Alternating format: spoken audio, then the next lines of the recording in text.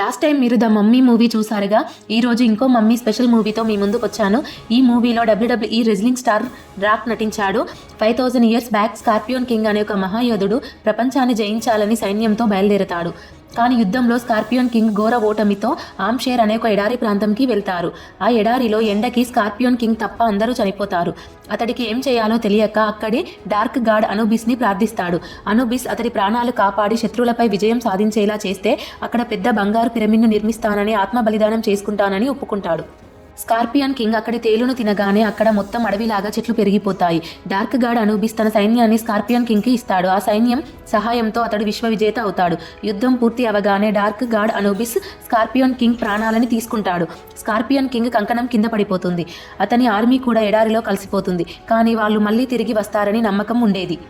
ఈ movie name తెలిస్తే comment చేయండి. పార్ట్ 2 కోసం మన ఛానల్ని సబ్స్క్రైబ్ చేసుకోండి. Thank you, bye.